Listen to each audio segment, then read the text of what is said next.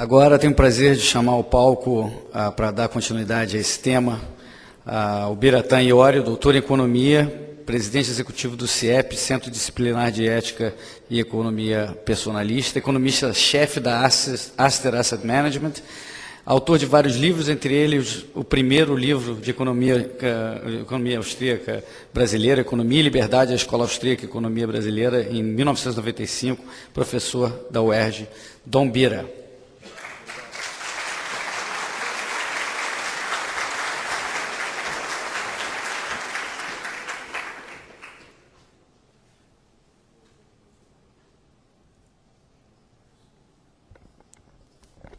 Bom dia a todos.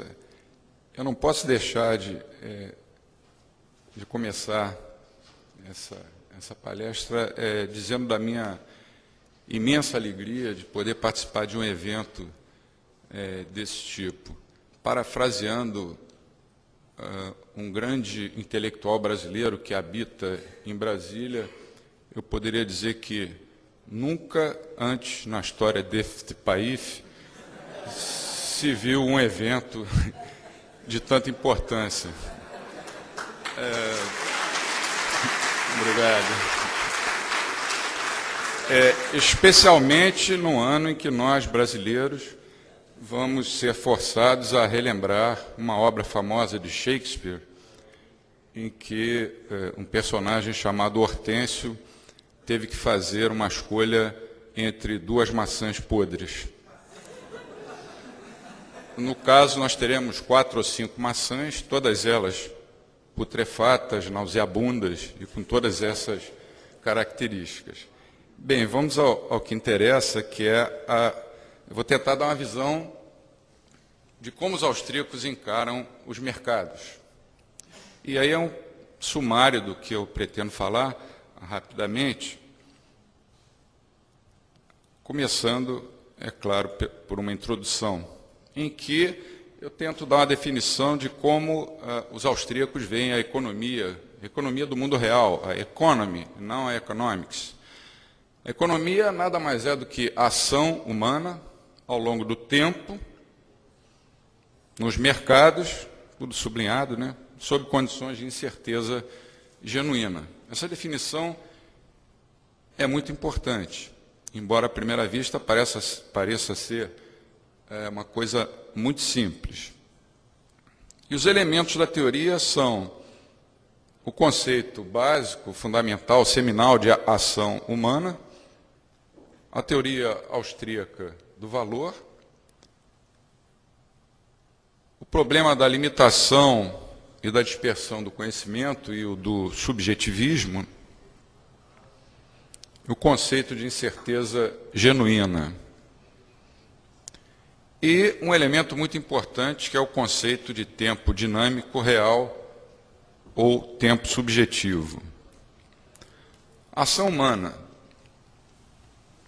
Mises chamou de praxeologia ao estudo da ação humana sob o ponto de vista das suas implicações formais. E a ação, definida pelo Mises como qualquer ato voluntário, no sentido de se passar de um estado menos satisfatório para um estado mais satisfatório, esse conceito é básico e não se restringe à economia, daí a praxeologia ser uma ciência multidisciplinar. O conceito de ação, quer dizer, as escolhas que nós fazemos sempre achando que, repara que eu falei achando, ou seja, há uma certa incerteza, achando que se nós fizermos ou adotarmos aquela ação, nós vamos ficar mais satisfeitos do que se não adotarmos. Mas isso não vale só para os atos econômicos, posso até generalizar, para tudo que nós fazemos na vida. Desde que nós nascemos, estamos lá deitados no nosso berço e o nosso pai nos dá um brinquedo, ou 2 brinquedos, nós vamos escolher brincar com um deles naquele momento. Isso é ação humana. Se alguém me oferece, você quer comprar essa garrafa de cerveja ou essa outra aqui de água mineral? Eu digo, não, agora eu não estou com sede, não quero beber nem cerveja nem água mineral. Também é ação. A ação pode ser deixar ou deixar de fazer. Naquele momento, repara na ênfase que eu dou, naquele momento eu não estou com sede. Pode ser que daqui a 2 horas eu venha beber tanto a cerveja como a água mineral, ainda peça mais. Essa questão do tempo é fundamental. A proposição básica da praxeologia é que o incentivo para qualquer ação é a insatisfação. Ninguém vai agir a não ser que esteja insatisfeito, pensando em melhorar o seu estado, o seu conforto, a sua satisfação e, portanto, diminuindo a sua insatisfação. E esse axioma é universal, ele vale para 2 PhDs em finanças em Wall Street e vale para 2 semi-analfabetos, um habitando, por exemplo, um palácio em Brasília, ou vale para 2 índios na Amazônia. Aquele que está vendendo sempre vai querer cobrar mais, e aquele que está comprando sempre vai querer pagar menos, e ponto final. Quem não agir assim é louco. Faz parte da natureza humana, e não depende de grau de instrução, e não depende de nenhum limite geográfico. Uma teoria construída sobre essa proposição básica, fundamental da ação humana, ela não é válida só para um país ou para uma região. Nós tivemos, no final do ano passado, eu e Hélio, num evento em que um determinado participante dizia que acima da linha do Equador, no hemisfério norte, ele era liberal, mas abaixo da linha do Equador ele era intervencionista. Isso é uma tremenda bobagem, uma tremenda bobagem.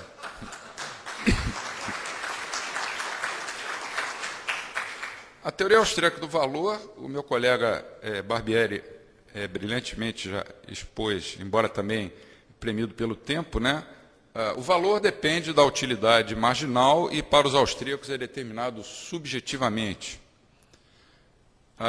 Nós podemos voltar à questão do valor, porque algumas coisas valem tanto e outras não valem nada. O que determina o valor? Aí nós voltamos ao século XII, o primeiro que tentou responder formalmente foi São Tomás de Aquino, que quase chegou à resposta completa. Ele percebeu que o valor dependia de utilidade, né, utilitas em latim, e da raritas ou raridade, escassez, mas faltou ele juntar as peças. Os pós-escolásticos, economistas brilhantes, como, por exemplo, São Bernardino de Sena, Santo Antonino de Firenze, Aspilcueta Navarro e muitos outros, foram grandes economistas e estudaram questões que hoje, no século XXI, quando nós lemos algumas obras desses autores, parece que nós estamos tratando com problemas atuais. Eles estudaram inflação, tributação, excesso de governo, mercados, valor, mas a resposta definitiva só foi encontrada, como todos nós sabemos, em 1871, ao mesmo tempo, por 3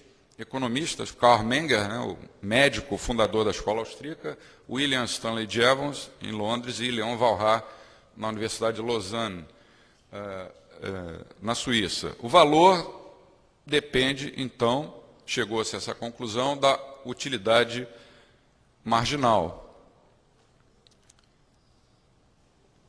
Uma outra questão é a da limitação do conhecimento, que foi bastante enfatizada por Hayek, com as suas premissas fundamentais. O conhecimento dos participantes dos mercados, ele sempre é limitado e, além disso, ele se encontra disperso, ele está espalhado desigualmente.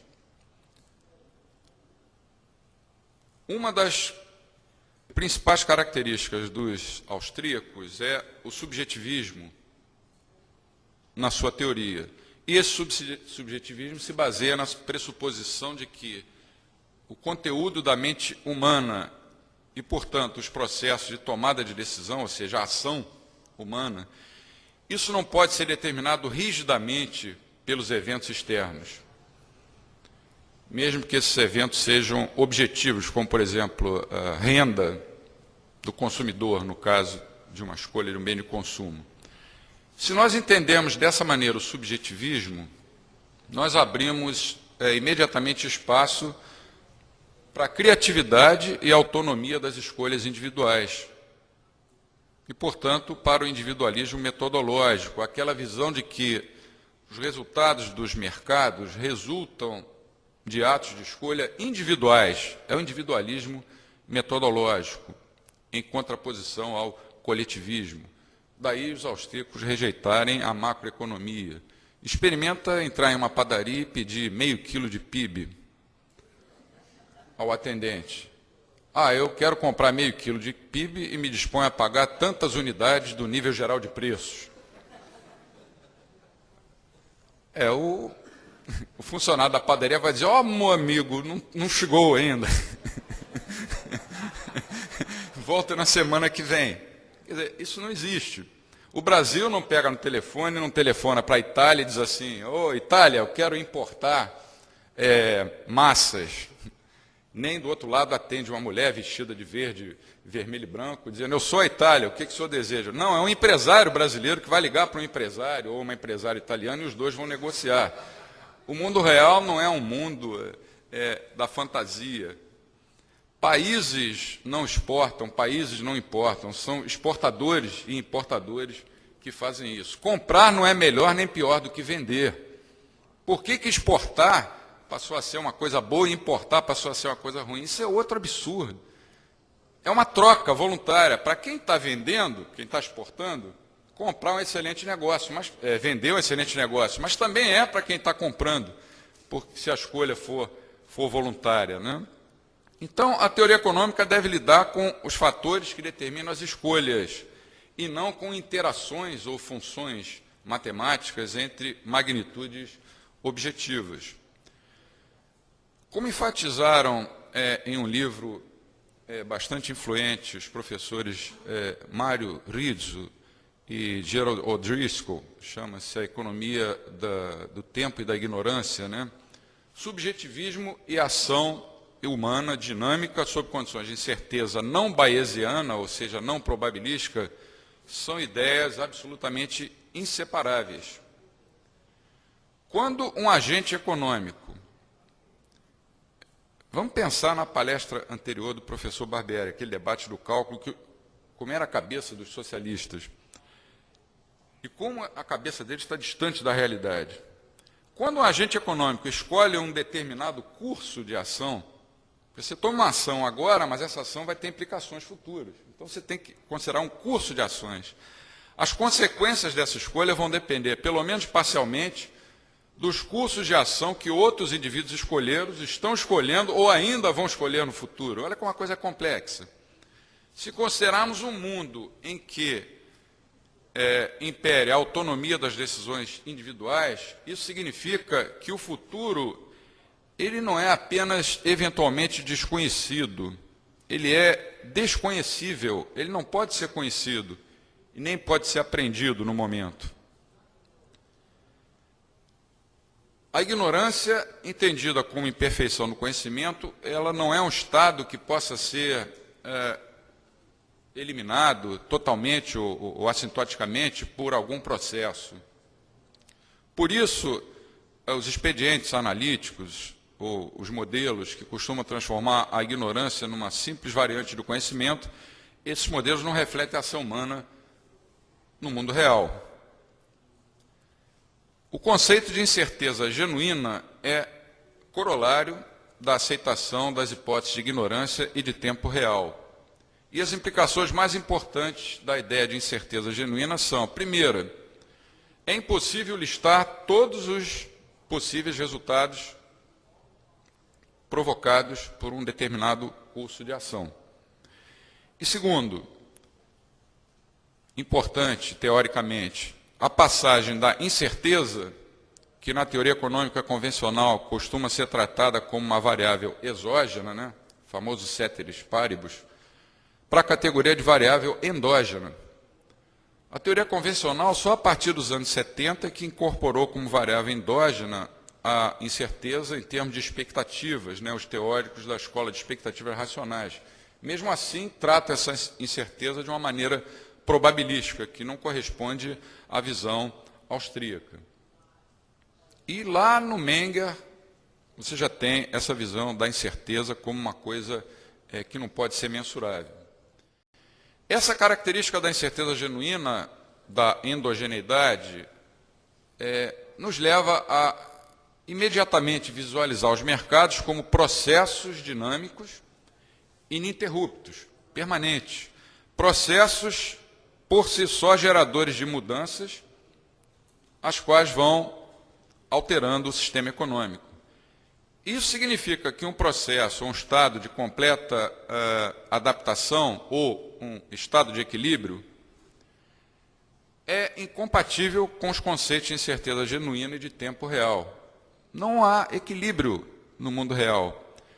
Para Mises, uma ciência econômica que enfatiza apenas os estados de equilíbrio deixa de ser uma ciência da ação humana para ser uma ciência da inação, que vem a ser a própria negação da economia.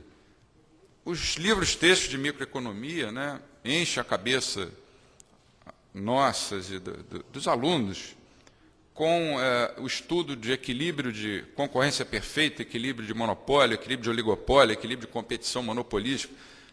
Tudo bem, vamos estudar aquilo, é interessante você estudar uma construção imaginária na linguagem do Mises, que é o equilíbrio.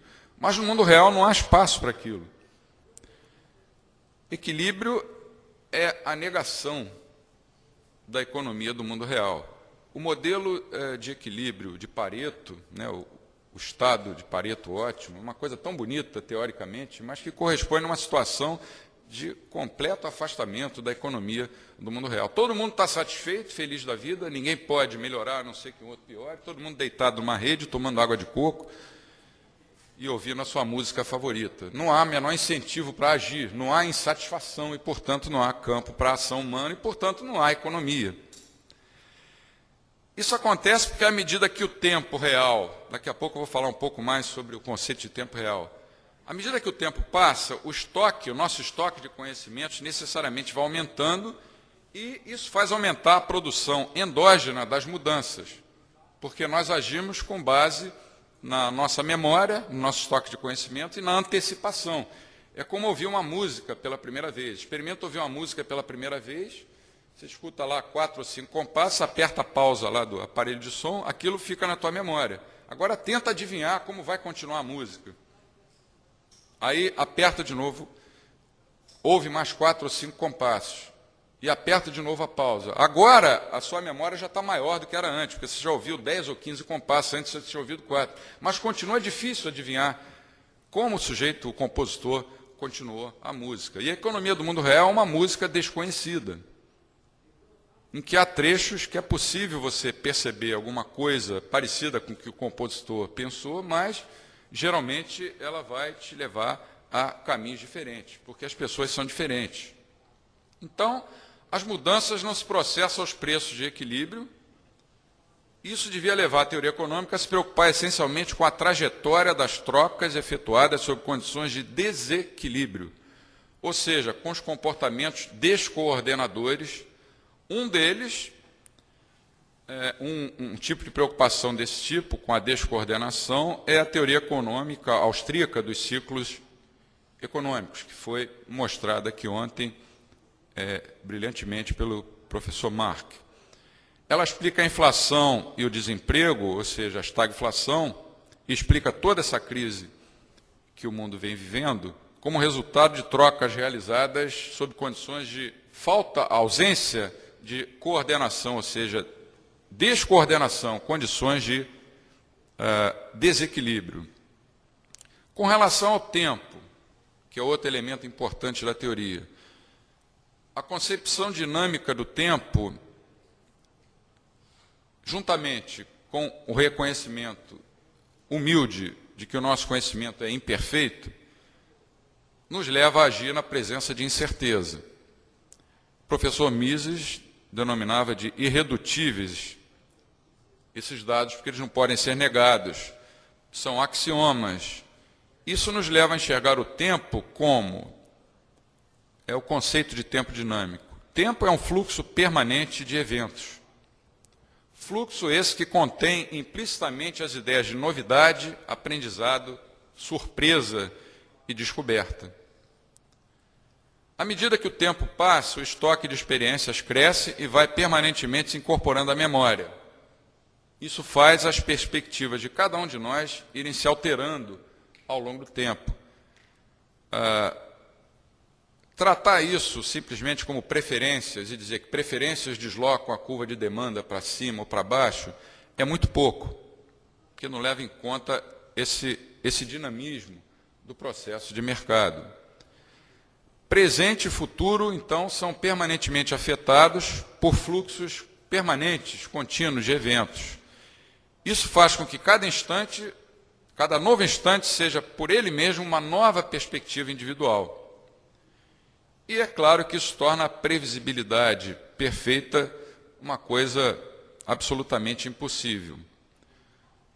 Há dois conceitos de tempo, o tempo newtoniano e o tempo real. A teoria econômica convencional trabalha com o conceito newtoniano de tempo, né, Isaac Newton, e os austríacos preferem o conceito de tempo real.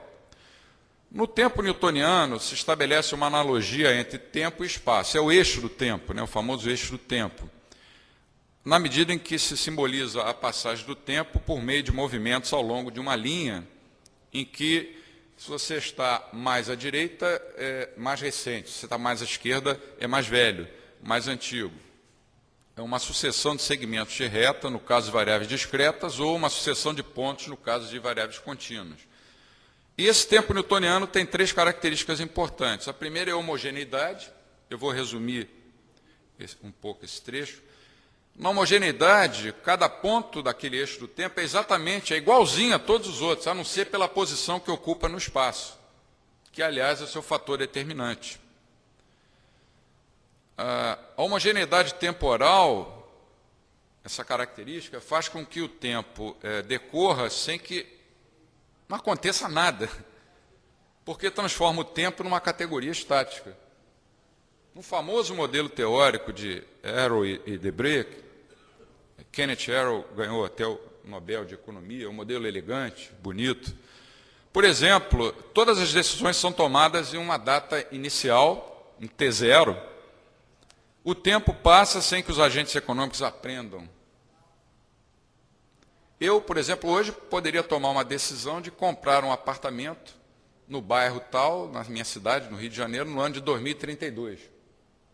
Eu sei lá o que vai acontecer daqui até o ano de 2032. Como é que eu posso saber hoje que em 2032, se eu comprar um apartamento naquele bairro, em tais condições, isso vai ser um grande negócio? No entanto, esses modelos fazem de conta que isso é possível. Brincam, né? De futurologia. Trazem o futuro para o presente. A segunda característica é a continuidade matemática.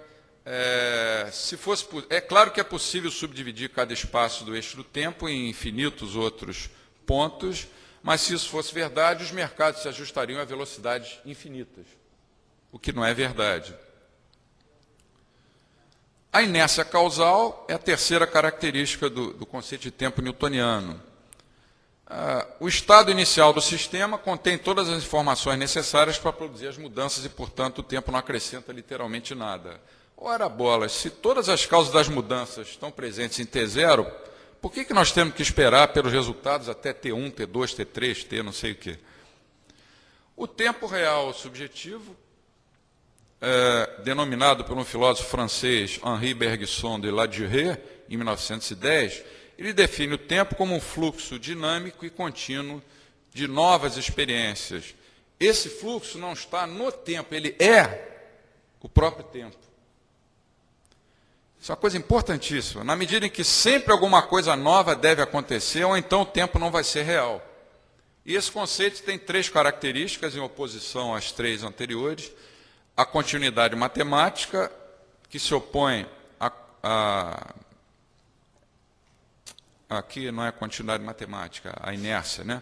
A heterogeneidade em contraposição à homogeneidade e a eficácia causal como antítese à inércia causal. Podemos pular isso aqui um pouco, porque são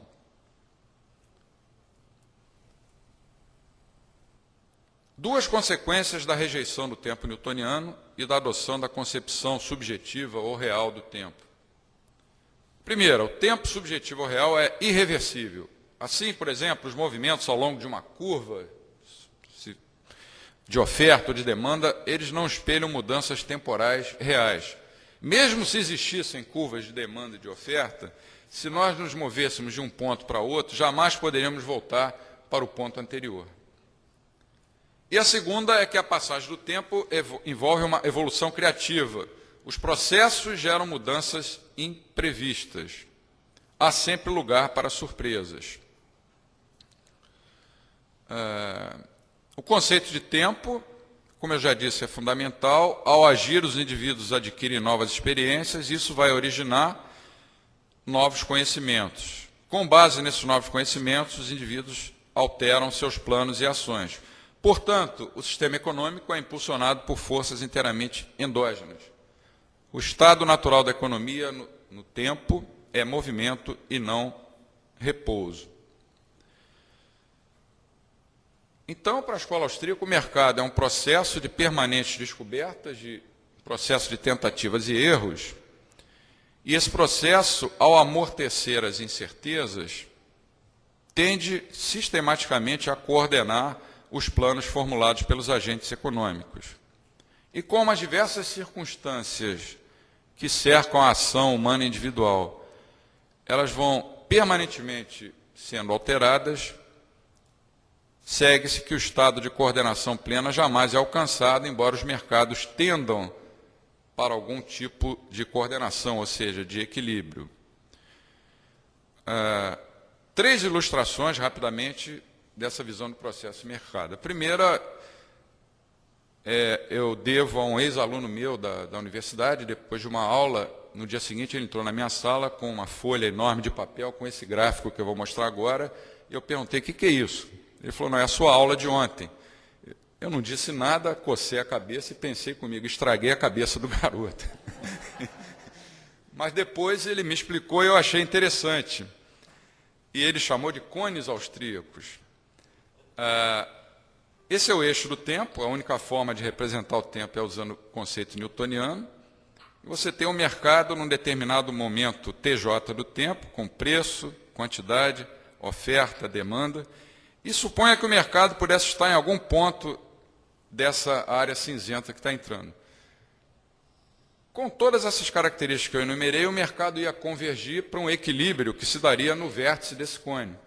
Mas só que esse equilíbrio só iria acontecer, vamos dizer, em TM, lá na frente no tempo. Em TM o mercado já mudou.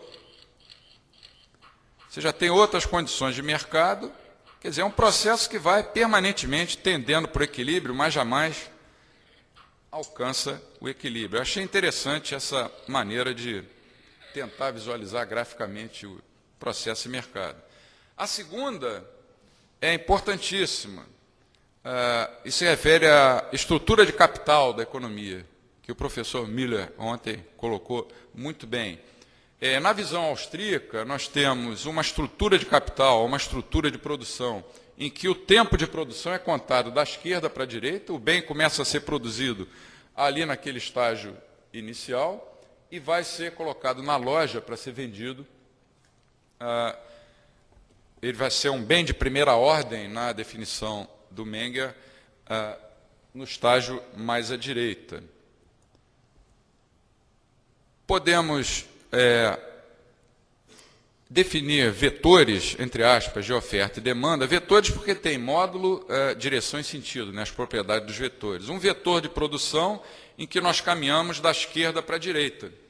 O bem começa a ser produzido e vai ser colocado na loja para ser vendido nesse retângulo mais à direita. Então, nós nos movemos da esquerda para a direita e de baixo para cima. Alguns autores chamam isso de vetor de oferta. Há um vetor de demanda no sentido do consumo. O consumidor compra o bem na loja, o dono da loja paga aos seus fornecedores, por sua vez paga aos seus fornecedores, e nós estamos percorrendo o caminho da demanda, de cima para baixo e da direita para a esquerda. É um vetor de demanda. Se existir coordenação na economia, quer dizer, nós temos os dois vetores, que eu repeti. Se nós temos coordenação na economia, os dois vetores, eles não apenas devem ser paralelos, eles têm que coincidir. Há coordenação ao longo de toda a estrutura de capital, de todos os estágios da cadeia produtiva, no sentido de que oferta e demanda seriam iguais. E a ausência de coordenação é quando acontece, por exemplo, uma coisa desse tipo. Isso pode ser provocado por uma política de fixação da taxa de juros por parte dos bancos centrais muito baixa. E vai é o que eu vou tentar mostrar agora, a origem dos ciclos econômicos para finalizar. Qual a origem dos ciclos econômicos na concepção austríaca? Desde o Mises, no livro dele de 1912, Teoria da Moeda e do Crédito, até o Prices and Production, do Hayek, até os trabalhos mais recentes de Roger Garrison e de outros, né? Quando a taxa de juros é fixada pelo governo, pelo Estado, em um nível inferior àquele que seria o nível que equilibraria as preferências intertemporais com a demanda de bens de capital, o que vai acontecer? Esse é o chamado triângulo de Hayek, né? Você pode aproximar isso tudo aí por um triângulo. Mas vai acontecer, não sei se está muito claro ali, está aumentando o tempo de produção, porque a taxa de juros menor estimula os investimentos em setores mais de longo prazo. O valor presente dos investimentos de longo prazo em relação ao valor presente dos investimentos nos setores mais perto do consumo final aumenta mais, isso estica a base da estrutura de produção. Construção civil, claramente, é um setor que está situado ali à esquerda. Mas e aí, o que acontece? Mudou, né, a inclinação. Mudou a inclinação do vetor de oferta com a queda da taxa de juros. Houve um estímulo às indústrias do lado esquerdo e do lado direito pode ter havido um estímulo ou um desestímulo. Isso vai depender de cada situação. Por isso que eu coloquei a linha laranja e a linha amarela. Isso aí só pode ser entendido dentro de uma perspectiva dos mercados como processos. Quer dizer, essa é a origem dos ciclos econômicos, que vai acontecer uma descoordenação porque a moeda injetada na economia, ela entra sob a forma de poupança forçada, isso quer dizer, poupança artificial. É dinheiro que entrou na economia que se fantasia de poupança, mas não é poupança. Então, no primeiro momento, todo mundo fica feliz, há uma expansão do lado esquerdo, a economia cresce, o PIB aumenta, todo mundo só olha para PIB, né? Mas depois se descobre que houve maus investimentos, e esses maus investimentos significam as damas de espadas, aquele joguinho do Windows, né? Que as instituições financeiras do mundo inteiro acabaram descobrindo nos seus balanços. Como se elimina isso? Vamos voltar aos anos 30. Se perguntasse ao Hayek como acabar com a Grande Depressão, por exemplo, o primeiro-ministro inglês ou o presidente dos Estados Unidos, ele ia dizer, não faz nada. Essa depressão foi provocada pelos seus antecessores nos anos 20, cruza os braços que isso vai acabar. Aí entrava o Keynes e aconselhava o presidente ou o primeiro-ministro, não, você tem que aumentar os gastos públicos, que é tudo que qualquer político de qualquer país, de qualquer partido quer ouvir. Isso explica a vitória, né, entre aspas, de Keynes no debate com o Hayek. Conclusões para finalizar. Primeira, a escola austríaca não estuda mercados em equilíbrio, não é tão importante você estudar equilíbrios de concorrência perfeita, de monopólio, enfim, as 4 formas de mercado. Não é o número de participantes que vai dizer se existe ou não existe competição nos mercados. Pode haver um mercado com 2 ou 3 participantes e existir competição entre eles. E pode haver um mercado com 80, 100 participantes em que não exista competição. Esse é um equívoco, porque muitas vezes nós somos criticados, nós que defendemos o livre mercado em geral, vocês vivem num mundo imaginário de concorrência perfeita. A resposta que nós podemos dar aos austríacos é, vocês vivem num mundo imaginário de equilíbrio. Segunda,